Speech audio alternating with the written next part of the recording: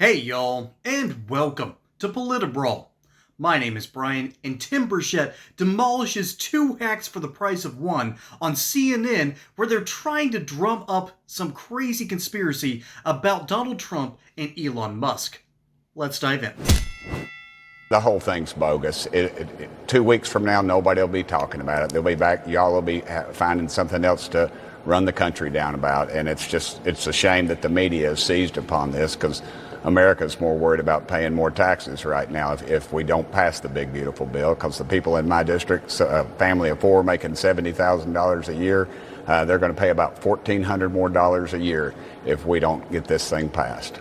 Well, I don't think this is the media's fault that the president and the richest man in the world are in an open war happening right now. But Congressman Gonzalez, you have a stake in this in terms of what are the results of this feud between Trump and Musk. The headquarters of SpaceX are in your district. So what happens if the president follows through on his threat to terminate Elon's federal contracts? Well, obviously that would be devastating for SpaceX and obviously many other programs that Musk is running. I don't think you needed to be a genius, though, to foresee that this eruptive and public display of divorce was going to happen at some point. I mean, we had wagers going on the floor. Is this relationship going to last 3 months? Is it going to last 6 months? I don't think anyone thought it was going to last a year.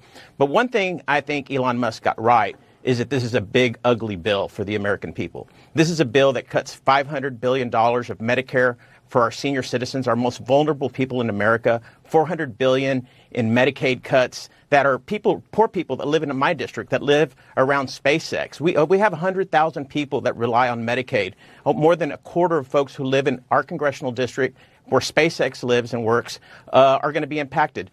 We have SNAP that's going to take food from kids' bellies. Kids that have sometimes the only breakfast and lunch that they have in a day comes from this program. Meals on Wheels for senior citizens. I think those are really impactful issues that people are going to be hurt by this big, ugly bill, as Elon Musk has called it. He's the richest man in the world. He also benefits from some of these subsidies.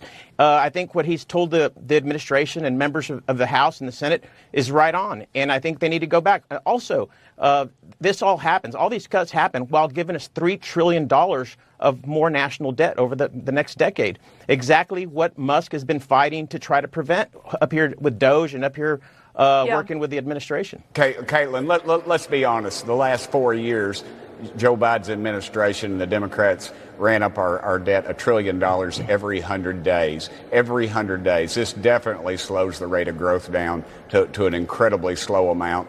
And also the fact that Medicaid and Medicare, that's been disproven so many times. The Democrats have fought us every time we want to cut out waste, abuse, and fraud. You have a healthy man who's drawn Medicaid check. That's wrong. Yeah, that's dead not wrong. the case. They need to be working, and they need to work, and you all need to quit allowing that lie to be facilitated. The Congressional Budget Office has made clear. We've talked about this. Let's talk about the Congressional Budget Office. Congressman Burchett, I got a different question for you. of the people in the health care department of the CBO are registered Democrats. We have talked about this almost every single night as this bill has been debated. Yeah, we've truly just talked about last night with Mark Lamont. Congressman Burchett, can I ask you on this? Go ahead. Can I ask you on this front? Thank you.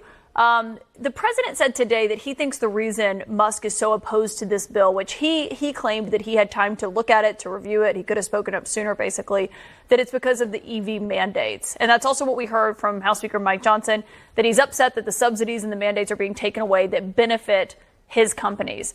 But we've been hearing from Republicans in the White House for months now that Elon Musk didn't have any conflicts of interest, that he was self-policing those, he wouldn't get involved in matters he shouldn't get involved in. And now we're being told basically he has a huge conflict of interest by Republicans and White House officials. Well, that's up to the lawyers to decide. I'm not a fan of electric vehicles. I'm an oil and gas kind of guy. I mean, I like internal combustion engines. And you're on the oversight committee, sir. That is correct. But right now, around 3 to 4% of vehicles on the road are electric vehicles. So it's a very small percentage. I'm more concerned about some other things. But yeah, if there's a conflict of interest there, it needs to be addressed. I still find it ironic, though, that the Democrats up to this point have gone the opposite side, and now they're for Elon, but last week they were against him. So, you can't have it both ways. You're with him or you're against him, and that should have been the issue all along. Tim Burchett is 100% correct here, because Elon Musk, about 5 years ago, almost 6 years ago, was a darling in the Democrat mainstream media. They loved this dude. And by the way, About 10 years ago, he was a meme lord hanging out on Reddit, dealing with all the people that were just throwing memes out left and right. So I love the dude, not just because he's a forward-thinking kind of guy. I mean,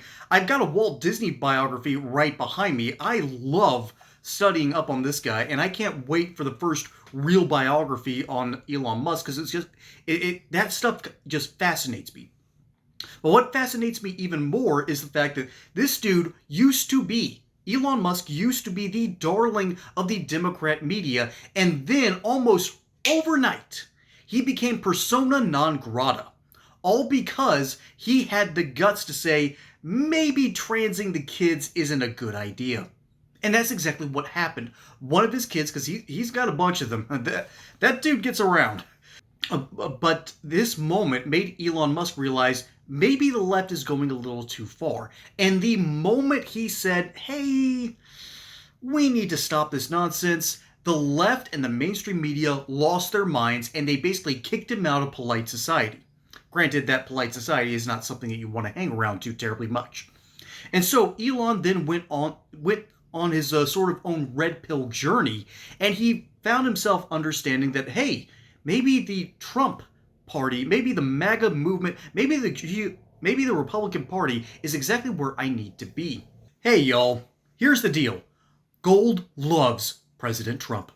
Under Trump's first term, the price of gold soared 53%, and the price of silver jumped 51%. Since the start of the second term, gold has skyrocketed even higher, breaking records and even outperforming stocks. Here's what I like about precious metals like gold and silver. They have been used as a store of value for centuries. Governments can't easily manipulate it. They are used as hedges against market risk and, of course, against inflation.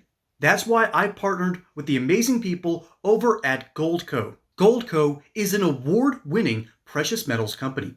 They are fans of this show, and they have helped millions of Americans just like y'all to purchase over $3 billion in gold and silver. Right now, you can get a free copy of their 2025 gold and silver kit. On top of that, you might also qualify for their amazing unlimited silver bonus offer. So don't wait on this. Go to politibrawlgold.com to learn more. That's politibrawlgold.com or call 855-644-GOLD. And that's what ended up happening.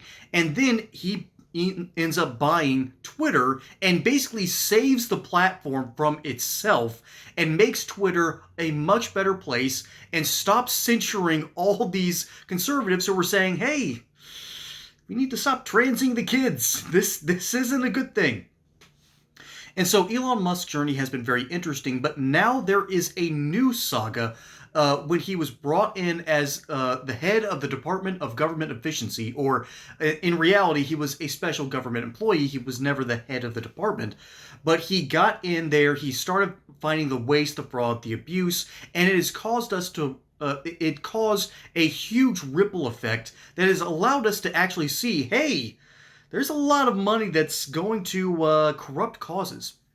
However, there is a bigger problem going on, and this is the scuttlebutt around Washington that I know of. Currently, Elon Musk does not like the fact that he was not able to basically turn around certain programs. He is a efficiency kingmaker, so to speak. This dude loves efficiency. He got into Twitter and cut about 80% of the employees, and the app still works. As a matter of fact, it's the only reason I use that app now.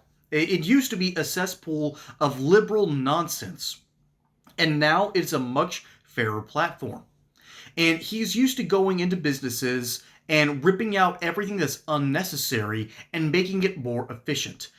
The problem that he's running into is the fact that you can't really reform Social Security and Medicare the way that he wants to. And so it is just slowly sort of, it's like a pot that's been slowly brought up to boil. Eventually, you're going to start seeing the steam. Eventually, it's going to boil over. And that's exactly what's happening now. Elon's not happy that he's not getting his way. And ironically enough, it's not about the EV stuff. as much as it would help out his own company, which he's trying to help turn around. That's another reason that he's leaving Doge. He needs to go back to X because there's apparently a civil war going on there, because the very people that he's brought in are trying to help his side, and the people that he's kept around really want to turn it back into the liberal cesspool. And so it's this weird dichotomy where Elon is being pressured on multiple points because he's not able to clean up things the way he wants to, and he's not able to go back and save the very things that he's founded and created. So I think Elon leaving Doge has been a good thing, and the spat with the president, let's be honest, it's more likely that they're doing this for the media attention more than anything based in reality. And so Kaitlan Collins does bring up one smart question, but I actually have to tip my cap to this Democrat here. This Democrat has memorized his talking points perfectly, talking about, oh, kids are going to starve. Oh, we're going to lose some funding. Oh, people in my district are going to hurt. This dude knows his script. He's sticking to it. The thing is, the American people aren't buying that anymore. We don't care. We've got enough problems in our own individual backyards that we need to take care of, and now we're kind of just asking ourselves, why is the government funding this? Isn't charity a better way of dealing with welfare than the federal government? That should be an obvious answer here. But Mr. Gonzalez, you memorized your talking points. Congratulations, buddy. You done good.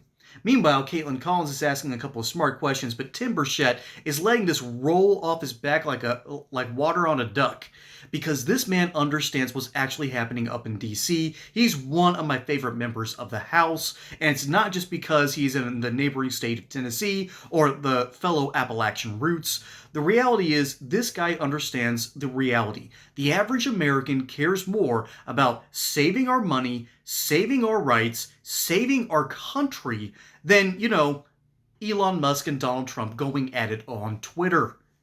The reality is, most of us don't care. We're just happy that we found all this waste, fraud, and abuse to begin with. And that's why Tim Burchett understands that this is going to be a nothing burger in 2 weeks, because the mainstream media, which, by the way, the most ironic point of this whole situation is that not only was Elon Musk persona non grata in Democrat circles for the past 5 years, they are now parroting him. They are now loving this dude, which is just a reminder that the Democrat Party has officially fallen. Whatever Trump says, Democrats will say the opposite. This is not good for the country, and it makes for an even worse political situation because the Democrats don't understand and don't really have a platform to help the American people. They don't understand what's going on, they don't understand what they've done, and they refuse to admit that, hey, we screwed up and we did add $1 trillion to the debt every 100 days, just as Tim Burchett said here in this video. That's the reality, ladies and gentlemen. This story will be forgotten in the next couple of weeks. Meanwhile, the actual politicians, like Tim Burchett, are focusing on real issues. Folks, my name is Brian. Hope you enjoyed that segment here on Brawl. Don't forget to like and subscribe. Catch you on the next one. Until then, y'all have a good one.